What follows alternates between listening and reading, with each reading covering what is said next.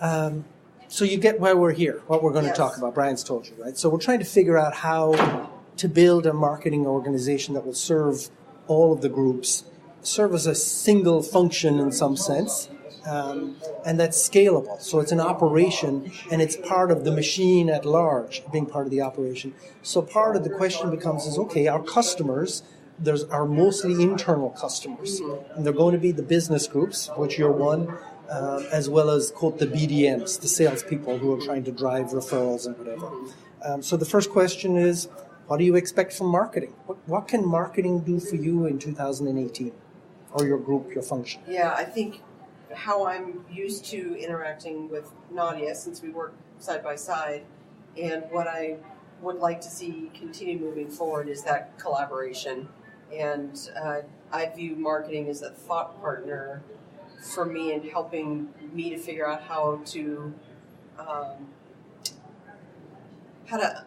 understand what the work I do and how that's perceived externally outside of our organization and even internally within our organization. So it is to a certain extent packaging up some of the work that you do for presentation outside. Yes, so some of it's packaging and some of the big value, the biggest value for me individually has been the brainstorming sessions and being able to have a marketing perspective on a strategic initiative that I'm in the process of developing. Okay, I'm gonna be obtuse and say, what's a marketing perspective? Is it the creative, the imagery? Yes. So the creativity, the understanding about how people might perceive a given piece of collateral. So it's communications skills. Yes. You're expecting marketing to come in and be good at communications. It's communications, not from the one-on-one basis, but from the classic media. Totally. Digital communications mostly today, as well as PR, you could say. How about channels? Do you expect them to know what channels and what formats to use for communications? Yes. Do you expect them to be able to source copywriters and graphic artists and designers and stuff to build stuff? Yeah, I mean, in general, if something needs to be built, then I would hand that to marketing and would like to continue to hand that to marketing to have them figure out how to make it happen. Okay. Now, you've got recruitment, right? No. You do, yeah. So I'm in transition, so gotcha. It's tricky. Oh, okay. So I'll say, yes, I have You can speak for them, at least for now. I'll speak for the recruitment group. Gotcha, because you're transitioning into learning and development. Correct, and I'll continue to be a thought partner and a support for recruitment. Is that public, that you're transitioning? No. Okay, I'm glad I asked. Yeah. So your secret's safe with me. Yeah, I mean, I just don't want to let it slip to Naja or something. I've had my hands in both all along, so it's not a big leap for anyone. So, because there's two sides to that. So, in the learning and development, all of the hospitals and the services seem to have their own websites. Does learning and development? I saw the VidBloom site. Is there a learning and development specific website? No, there is not. And there was the symposium one, and you go to that page and it's blank, which is kind of weird that it's still up there. It's like it should be gone. Yeah, I have never clicked on it. Yeah, so, It's weird. Yeah. So should there be, I guess, does learning and development need the website type channel to your audience? So I actually think that would be a really great thing for us to consider. And because I'm in transition, I really have not had time to even formulate sort of the strategic vision for what learning and development would look like internally or externally. Because you have both, right? You have an internal facing, but you have an external facing. Exactly. Yeah. And I think there's value in marketing both of those. Absolutely. Do you have an internal collaboration software system like Jive? No, not that. So how do you do internal communications? So that's a really good question, and now I'll put on my internal communications committee hat. So part of the work that we have been trying to do over the last year has been to understand what channels are currently in use, think about what channels we need to have in use, and to create a strategy and tactics for helping people to be able to know which channel to use and how to present their information. And just an inordinately huge need for that in our organization. Especially as you bring in more hospitals. One of our charters is to figure out how to scale the new hospitals faster from a marketing perspective. Yeah. But the internal communications, just hiring new employees. There has to be, when I hire new employees, I say, here's your reading list. We've called our internal system, we use Jive software. Which is like a social version of SharePoint. Yeah. It's much nicer. SharePoint's a little kludgy. Mm-hmm. Jive brings in, ranking and rating and social and stuff. And we don't really use all of that much, but it's still pretty nice. It's better than SharePoint. But the idea is I can just give my new employee a reading list, and it's a set of links. And say, here's the priority. Go watch these videos, read these documents, come back when you're done. Yeah. So onboarding of new employees is kind of a next big project that my manager is going to be working on, and so Erica's got some more work to finish up on professional growth, and then I'd like her to really dive into onboarding next, and that's a huge. We've started some background work on that, but haven't really. Yeah, because I would imagine that. A firm that just grows organically, they're hiring onesie-twosies, per month or whatever, 10. But you're going to go like this because you're bringing in a new hospital or a new business, and it'll come with 75 employees. Yeah, that is correct. So integrations is one onboarding function, and then the new doctors, and there's a different onboarding needed for depending on your function in the organization. So you absolutely needed technology. So now you've also answered another question for me, because I saw marketing was involved in internal communications. And, in the good old days, marketing kind of, because they were communications, ended up owning that, even though it's not quote-unquote marketing. But they were the communications experts. But I'm getting the sense that, no, you own internal communications, but you're using marketing as a resource to help on the look and feel of it, the creativity of it, and maybe marketing may be the webmasters or the producers to put it into a Jive or Jive equivalent. Yeah, so right now what's happening with internal communications is we had no real internal communication function at all for a year and a half. Over the last year, Nadia, I, Pat, and Susie Martin are working together to try to just put some processes and structure around it, because you're going to need that lower level person who knows the technology, who can actually keep the things updated, because the other problem you're going to find is you're going to jam all this info in there, and there'll be no aging of it, and they'll start to get stale. That's correct. People will be very good at jamming stuff in and terrible at taking stuff out. Exactly, and we actually. The intent is that VetBloom would be our go-to place for onboarding processes. And so we'd have to maybe look at that and see whether that vision makes sense or not.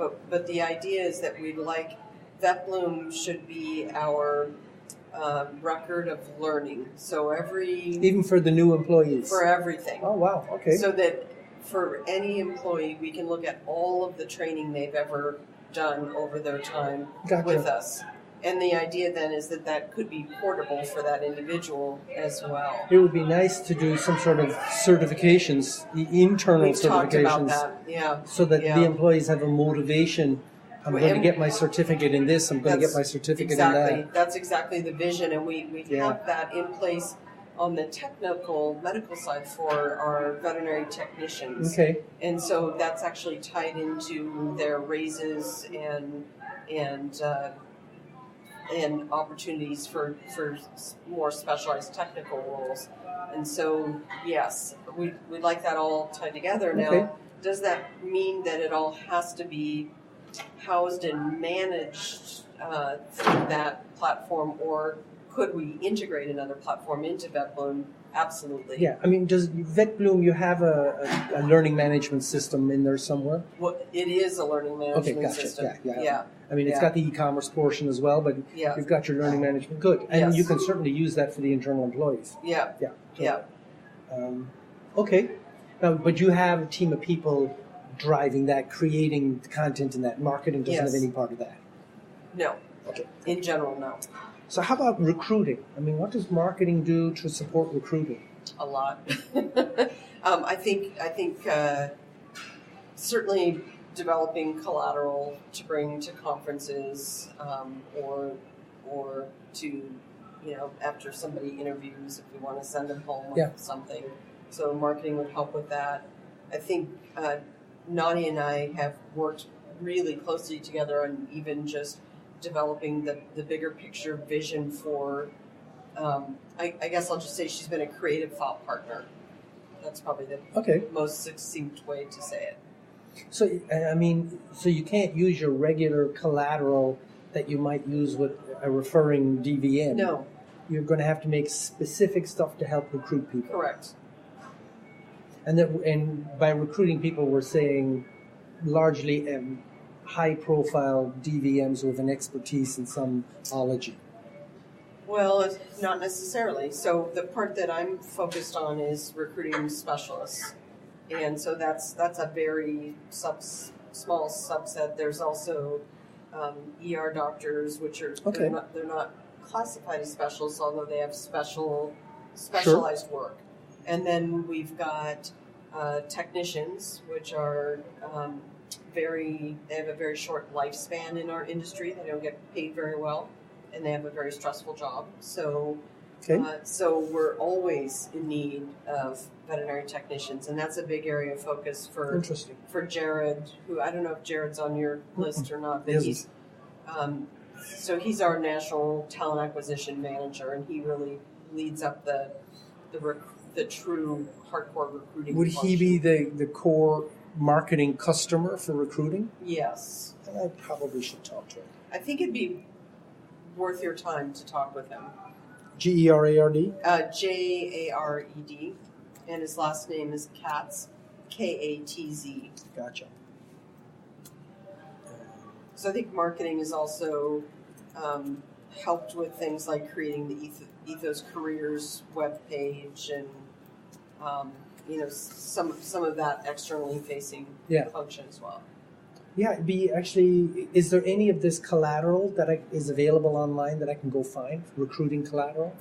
Or I could just email Nadja and get some from her? I think that's probably your best bet.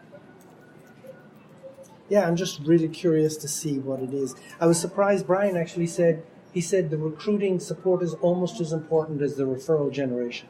And it actually is. It really surprised me because I was thinking, referral, which is direct line to the bottom line, business 95%, and yet helping out recruiting 5%. No, because we can't actually run our hospitals if we can't staff them, and it's a pendulum, like in many industries. And right now, getting qualified specialists is an enormous risk for us as an organization. If we can't fill those functions, the business demand is already there in many cases, but but having doctors to work there to meet that business demand is not. That is wild. Yeah. I mean, that's different than any business I've ever talked to. That recruiting is such a big piece. Is it? And even if you weren't to merge with another hospital or another business this year, you're still going to have a recruiting challenge for the existing properties you have.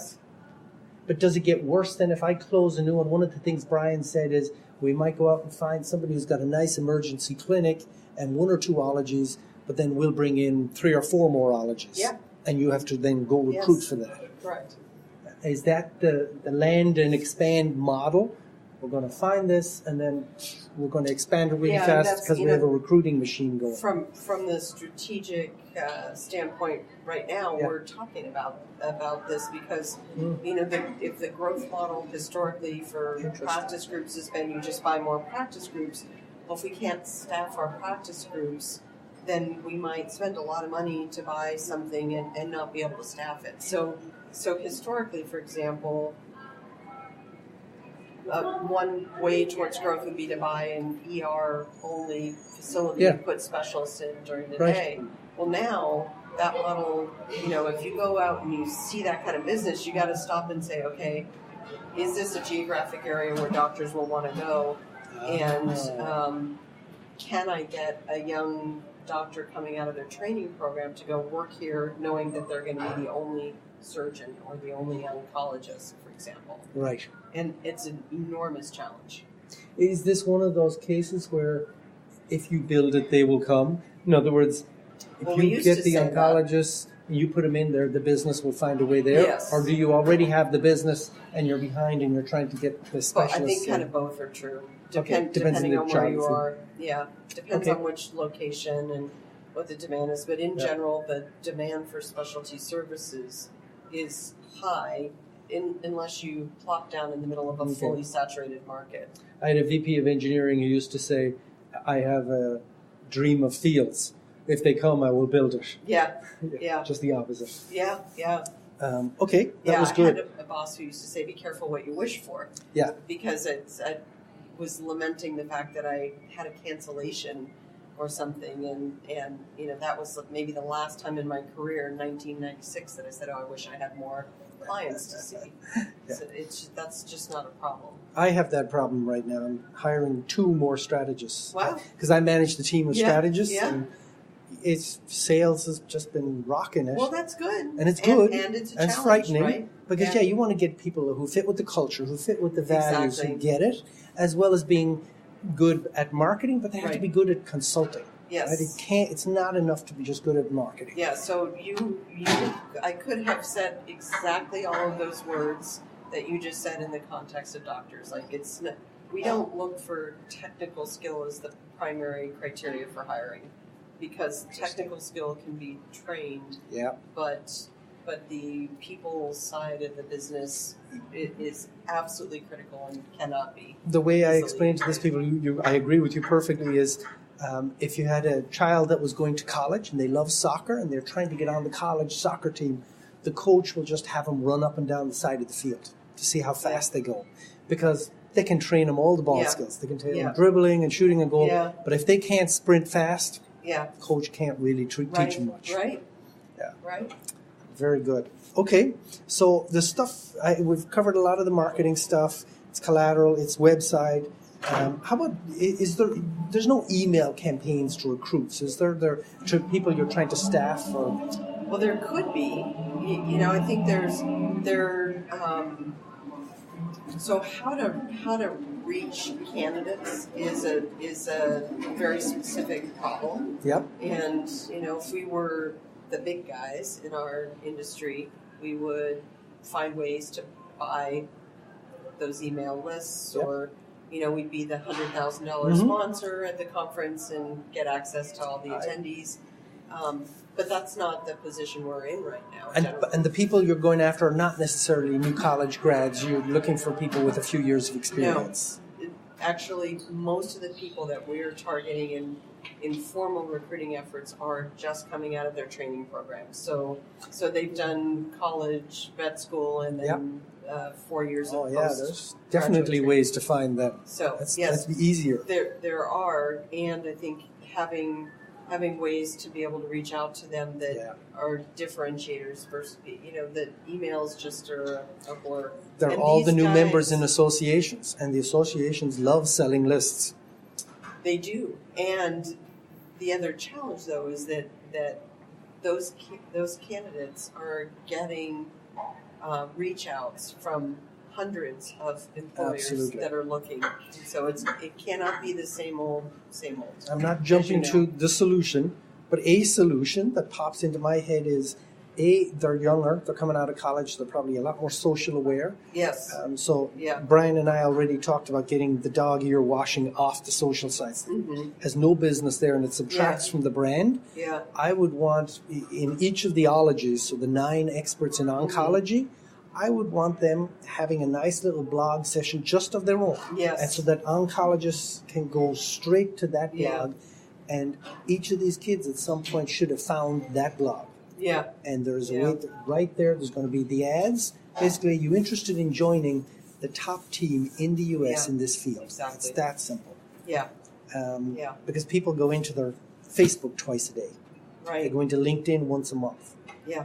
We got to go to the watering holes and figure out the watering holes and get the ads there. Absolutely. And I think that's not my expertise.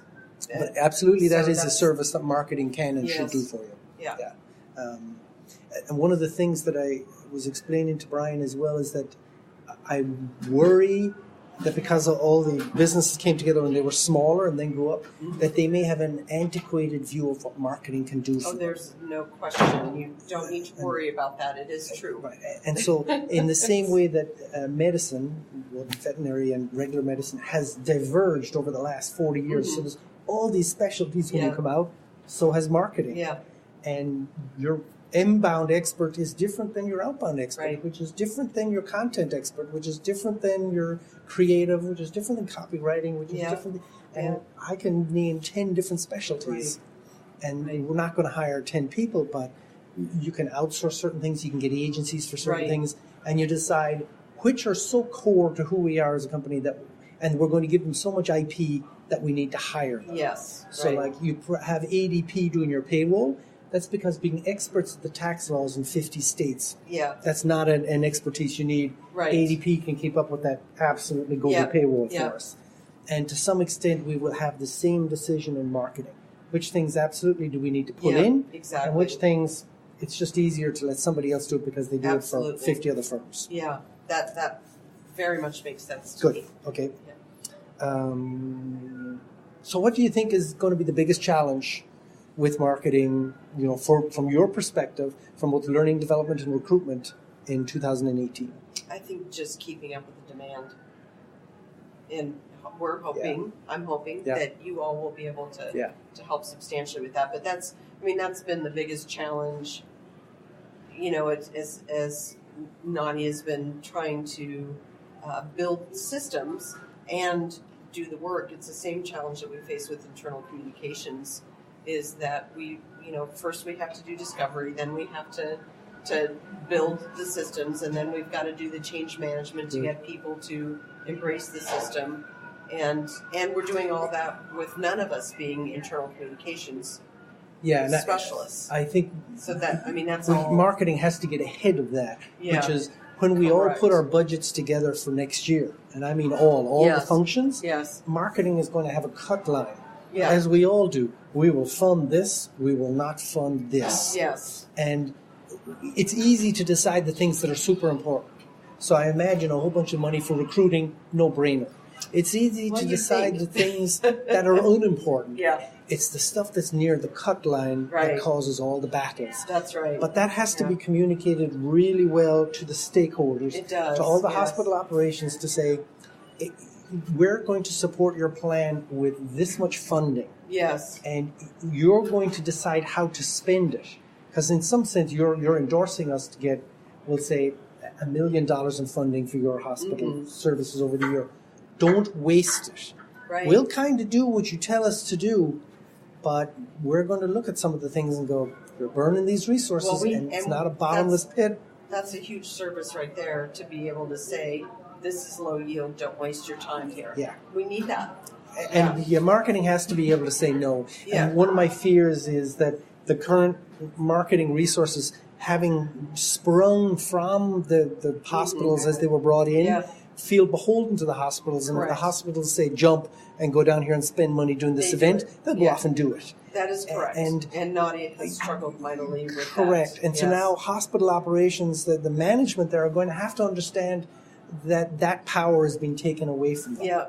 And we're going to agree at the start of the year what the plan is for that money. Yes. And then we're going to kind of say, that's not really good. And by the way, we're going to try and invest in things that can be leveraged by all the hospitals. Yeah. So you get a multiplier. Your dollar will go further. Right. As opposed to doing unique things for each of the 5 different businesses. Exactly. Why did you come together if you're going to do that behavior? Exactly. Okay, and that's certainly been, we've been doing that across all of the functions of the organization. Is how do we leverage the power of being a group instead of Okay, I'm going to talk to the leaders of the hospital operations all together as a group. 5 of them, I think, all in the room at the same time. Is that, if I say something like that, is that going to be contentious? Are they going to say, you can't take that power away from me, I'm going to decide what my marketing person does? I don't know. Okay. I don't know the answer to that. I'm going to throw it out there. I will tell you, I think that a very thoughtful and insightful person for you to speak to would be separately might be Matthew Pearson. He's the RVP in the East Region, and he's probably on your list. He isn't. I don't. Well, I'm looking. I'm going to look at my list. So for the list, a name just does not ring a bell. The group. The hospital operation. Oh yeah, he's the very first one. Yeah, good. Matthew Pearson's Ed Howe. Yep. Dr. Bronwyn Thomas. Leilani Way, and John Hintermeister. Yep. Okay. Yeah. Good. So of that group, I think Matthew will have strong feelings about what he wants, and most importantly, though, he's incredibly thoughtful and able to really look through a lot of different lenses. And is he going to be the opinion leader of the group? Will he drag the thinking in a given direction? It's hard to say. I would suggest that you have a one-on-one with him personally. That's just my feeling. Just I think you'll hear more from him because he may be inclined to sit back and let others speak. Gotcha. I think the other person who's likely to be vocal in that group is Bronwyn. But I think Matthew impresses me again and again with his true thoughtfulness about his perspectives. Because I want to pitch to them, even though I don't want to jump to the answer, but I sort of want to ask, if this is the model of where marketing is going, how do you react? And a model that says you probably still have a field person, somebody who's close to you, works out of the same location and can help manage local events and everything. Yes. But you don't get to control their every move, right? They get to try and follow the standards. We try and use conformity so that we get a multiplier effect. And there's going to be a core operations that will do campaigns and do organization that could be in Boston, could be in Denver. It doesn't matter where it is, but it's going to be a core that won't be at your location. But you get to leverage all of that stuff between all of the operations, which means you're going to get more bang for your buck. Yeah. So I think the reason why I think Matthew's worth a deeper dive is because he's butted up against that wall recently on some work that he wanted done for his 7 hospitals. Gotcha. And couldn't have that happen. Because there was no marketing dollars to do it. Well, there was no marketing time to do it. Right. And so he butted up against that mightily, and he's also the person who, when you can frame things in a way that makes logical business sense, he very, very much gets that and wants that. So one of the ways I was thinking of addressing this with them, because they're operations, was to say, you've got hospital operations. You get it. You've got your P&L statement. You've got, what resources you need to make a run. We're building marketing operations, which means it's going to be a factory. We can predict what needs to go in, but we can also predict when something comes out, how long it's going to take. But your participation, your interaction with marketing operations means you have to tell us well in advance. Yeah. We're going to have a budget to build a certain number of things this year. And you'll be allocated a portion of that budget, and you can work with us. We'll guide you on how to spend it, but you can't just come down next week and expect us to drop everything because we're in operation. We have things going through the factory for all of the hospital operations, for recruitment, and we don't get to drop everything for any one thing. Right. You get to put your order in just as with hospital operations. Yeah. And we want to build that relationship with you. Yeah, and I think that will all make great sense to him. Good.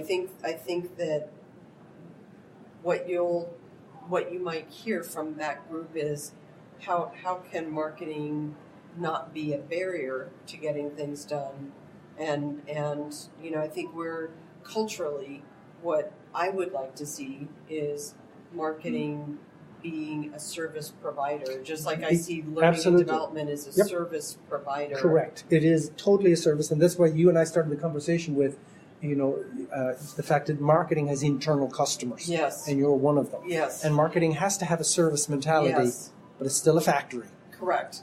And Correct. There's still yeah. work that has to happen to serve it. Yes. Yeah, it's not a roll-up pizza by the slice. Exactly. It's like, no. Because Yeah. these things take time to build, Yes. to plan, and, you know, if it's a show you want to go to, and we have to have tchotchkes, and we have to have people on the floor, and we have to have signage, we're going to need 2 or 3 months worth of notice. At least. We're going to have lots of meetings with you to get the messaging right. It's not, you don't lob it over the wall to us. Right. You want to redo your website. Great. It's going to take a whole bunch of your time. Yeah. We know exactly what sort of messaging and how to do search and, but we're not subject matter experts in your hospital, in your field. Right. And so... Yeah, I think that all makes good. sense. Okay, good. Yeah. I'm not asking many questions, but this is really good. You're guiding my thinking. Good. And I just asked you about the biggest challenge, which is good. Do you think marketing has to change organizationally? I mean, are the people that are there, are they all good? We just need to add more and add structure? I would. The short answer is I'm not qualified to say that because I don't work in any of the hospital locations. Gotcha. So, my sense is there are some people that probably need to be changed. I think I've worked very closely with Nadia and have grown to really respect her and what she brings, whether she's in the right position. I'm not qualified. I don't know yet. I haven't done an assessment on it. I like, when we have issues with an employee not doing something, I like the DCOM model. I asked, was the direction clear in what we asked them? Were they competent? Or did they have the skills? Did they have the opportunity, the bandwidth? And were they motivated? Yeah. And what I've seen so far is Nadia is very motivated, which is good. Very motivated, I'm not clear that she has the opportunity to do all the things that are on her plate. No. And I can't talk to direction and competence yet. Yeah. But I like the motivation. I like the energy. Direction is that she has not had the guidance she's needed historically. Gotcha. And so it remains to be seen what happens if those are hit where she can go. It's a great segue actually into the next question, which is around goals. Mm-hmm. Do you think, the first question is our marketing's goals aligned with your organization's goals? And you can answer that for recruiting or learning and development. Are they aligned? But does marketing even have clear goals? Do you think marketing knows, here's what I'm supposed to be doing this year? So my lens is so narrow that I interact with Nadia. Yeah. And I think Nadia's got a very clear vision of the work that needs to be done. Where I'm not sure is how if she's up until recently had the perspective that she could own and prioritize and be empowered to make those things happen. Gotcha. Okay. Is there there was a concept years ago, Kaplan and Norton rolled out this thing called the balanced scorecard, which was a way of rolling goals down from the top. Very familiar with it. Does Ethos have that concept and something similar where you try and line these organizations up? We don't use a balanced scorecard. We just did a big agile strategy initiative over the last year and a half. With working with an outside consultant and Brian on that, and that was an incredibly useful exercise, I think, for us. Okay, good. And still ongoing. It's incredibly important. I mean, even within marketing, we have to be agile. Yeah. So we don't have a balanced scorecard. I don't know. I think some of our locations have used balanced scorecards before because I was a practice owner for another group that did not merge into this entity, and we all did this work together collaboratively before. I mean, where I'm going with that is, we'll come up with a plan for marketing to transform and structure and some of that stuff. That's not the same as coming up with a marketing plan for here's the types of campaigns and programs we're going to do next year, right? Right. That's like that plan has to happen too. Yeah. But it's separate from figuring out what proportion of your time needs to go to which area and where the most... What skill sets do we need? Where you're going to put the most points on your scorecard. But how do we line this up? I mean, is there a way or is there a plan to say, I'm going to line up my marketing budget with my hospital budget, with my vertical services budget and learning and development so all of these things jive together, a la balanced scorecard? Yeah, I can't answer that. Okay. That'd be a great question for Brian about how do we integrate the work we've done on the agile strategy side. I will tell you that one of the outputs of that has been clearly a focus on right people in the right roles and recruitment, for example. So that all ties back to our core values as well, and so they've got to all feed together. I mean, I want to get to the point, and I told Brian this, where the hospital will say in San Diego says, I will sign up to this P&L, we'll make this much money this year, we'll grow this much, and here's our costs. But you have to fund marketing for $500,000 for this. That's an assumption built into my plan. Mm-hmm. And so that's tying them together. Yes. And then the same would apply with recruitment. I'm assuming you're going to fund the recruiting people to help me hire 17 people with these skill sets. Yeah. And I'm assuming you're going to fund finance properly, so all my invoices get paid on time. Yes, that'd be a lovely thing. That you're going to give me money for a second BDM. Yeah. Okay. Yeah. I mean, that's all I'm looking for. I don't want marketing that makes sense to end up with a budget that's an island and it's not tied into any of the plans for the hospital operations. It's not rational, right? Yeah. I mean, it isn't. It's like, well, then we're going to continue to deny them service for certain things because we will have never coordinated that to begin with. Well, and that's part of becoming a new company is figuring out how to integrate all of these functions at a very different scale than we've been used to. Good.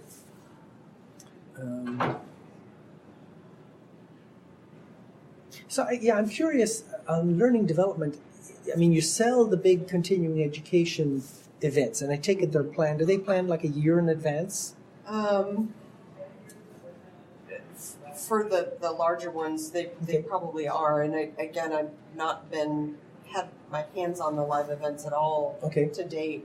But in general, when we're planning an event, you might book the location a year out. Right. So, yes. Are the event planners part of learning and development, or do you look to the marketing person to be an event planner? Yeah, so we don't have true event planners per se. And, I guess it depends on the level that you're looking at in terms of the function.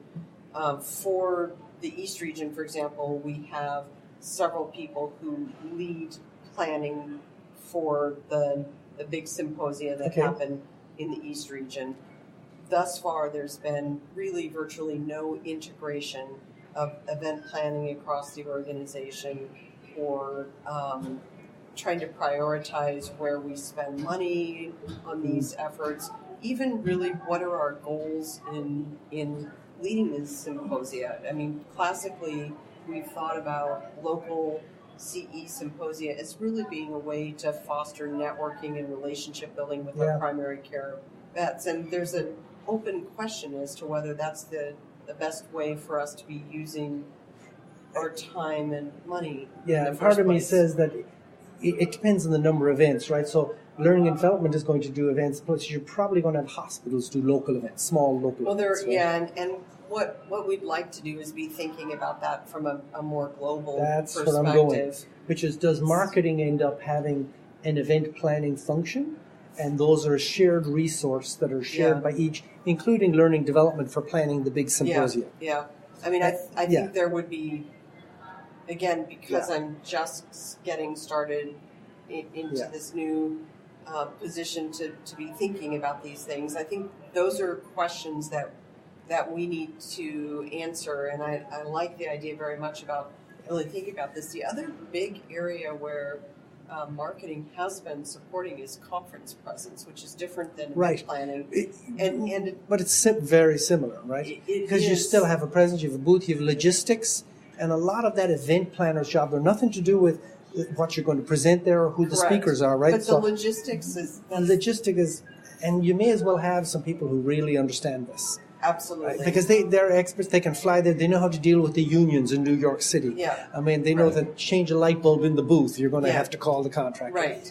They've got all of that down. Exactly. I need internet, I need wireless. It doesn't make sense for us to have high-level people in our organization managing those things. And it's... I totally agree with you. Learning and development should stick with, hey, we're going to plan what the agenda is, who the speakers are, what the content is. all of that, but all of the logistics, the location, the flyers, the tchotchkes, whatever it's going to be, the badges, people staffing the badge booth, the registration booth, all of that, because you'll do contractors for a lot of that. That's the event planning team. Totally. They don't have to know anything about veterinary ologies. Exactly. Yep. Yeah. Okay, good. Exactly. We're agreed, and I'm glad we had this discussion because that's clearly an important function. I don't know the size of it or how many events each of the hospitals would have, but now I've got some meat to go to those people and say, at the beginning of the year, we want to see your plan. What events do you want to do? How many local events? Because that's going to tell us how much of a planning resource we need to support. And I think they're even taking a bigger step back. There's still the open question about whether doing the number of live events, the format of our live events, whether we should even be doing live events. Is that the best way to accomplish the goals? And, defining first what are the goals there. If it's a marketing function, then let's think about it from a marketing perspective. And I have this discussion with firms all the time. So if it's a conference you're attending, great. What's the goal? If it's just awareness, if you're not at that conference, you don't exist. Okay, I can see that. There's a few of those. Yeah. Is it to get net new vet referrals because they come by the booth, they meet a few experts there, they go, oh my God, you guys are great, you're right in my area, I'm going to refer business to you because you have a specialty in treating dog bladder issues. Fantastic. Is it recruitment? We're going to meet a lot of vets there. How many? Is that a different card swipe than the regular card swipe? Yeah. How do we separate that, and how do we count how many net new candidates we put into our candidate database? Because I want marketing measured on that too. I want marketing measured on how many new referring DVMs we get every year, every location, and how many net new recruited candidates we get in the funnel. I won't measure marketing on accepted job positions because so many other people deserve credit for that. But if I can drive new candidates into the funnel for HR and for yourself, great. That's good. Yeah, you should definitely chat with Jared. Okay. I'm glad you've got him on your list because I think he'll have some perspectives about that idea of sourcing of candidates. Good. I see it's 3:00, so we're doing pretty good though. Actually, I only have a few more questions. Okay. Do you think ethos is customer-centric or product-centric? That would depend on which hospital you are standing in and whether you're looking through a national lens as well. So I think it could be. Yeah, I couldn't tell from looking at the websites. Yeah. And should you change? Should you? Yes. I think it's pretty obvious. We all want to be customer-centric these days in this digital age. Yeah, absolutely. I mean, that's a huge area of opportunity for us across multiple functions, and it involves an enormous culture change. But it also means starting to focus on outcomes. Yeah, it does, and being able to measure and report and share on those things. I mean, it's good. I like the focus on the science and saying we're leaders in the science. That's good. It's thought leadership. It's differentiating, and it's aligned with your values as a company, innovation, integrity. Very good. But at the end of the day, it's not just the science, it's outcomes. That's right. And if the science is great, but the outcomes suck, it's not going to work. I'm smiling because this has been my soapbox over the last 9 months, is this idea that it's not enough to be technically proficient. We've also got to be relational. And you got it. And so, we're talking about having some of the theologists, the experts that you have, do blog posts, write pieces, and marketing can help them so that they don't get so buried with their PhDs in science that they have to see that it also has to be outcomes, because whatever vet is reading it is interested in knowing that they're going to have better patient outcomes. Well, and so just for your understanding of our profession, no one is truly measuring medical outcomes. So in human medicine, Ryan and I talked about it. They're he said advertising cardiac stenting I get it. outcomes. We don't have it. We need it, and we have to start way back. But as the marketing dude, I just want to say, at least let's start to weave it into our language. Yes. Even though we know we're not measuring it, and the metrics may not be available in the industry yet on how to measure it. There may not be agreement on this. There may not be standards. But we should start talking about it. Starting to define those. Exactly. And this is this is work that the medical leadership really needs to take That's on. innovation as well. It's not just about the science. That's correct. It's about the outcomes of the I science. like you. Okay, good. Good. Well, I was an engineer of old, right? Right now, that's you are preaching to the choir on that. Yeah, I have the luxury of having an engineering degree from way back when, and then going into marketing, and so it's really nice to be the science side and the communications and engaging with people. Yeah, Right. yeah. And then for me, that's the sweet spot for me. That like if I good. That's where my lens is always pointed. Is that overlap? And then the last one, I already talked to Brian about, but it's about data and technology, and I'm very worried that the company at large doesn't understand that data is going to be everything. And I don't just mean the scientific data of patient outcomes. I'm talking about operations data. Everything is going to be shared with everybody. Marketing needs access to chunks of data, and the BDMs need access. The BDMs are using Excel spreadsheets and HIS systems, and there's 5 different HIS systems, and it's like we need a very strong IT core. We were talking about centralizing functions like finance and HR and marketing. IT is the next one, or should be the first one, because we're going to need to share a lot of data, and there has to, and that's very difficult. There has to be a data model that's scalable for years, because it's very hard to back up that truck. It certainly is. And the bigger you get, the more silos of data that are going to happen, unless you get somebody in soon to say, let's start connecting these dots and building a data model that's malleable as we grow, but that can support all these functions working together. Yeah. I'm sure you do have Tim Smith on your list. Yeah, he is there. He's your guy. And I don't see that yet. And I'm told that he's very operations focused, which is good. He has an MBA. Good. Well, I'm really excited about the collaboration with your group and what I think it can do to take us up to the next level as a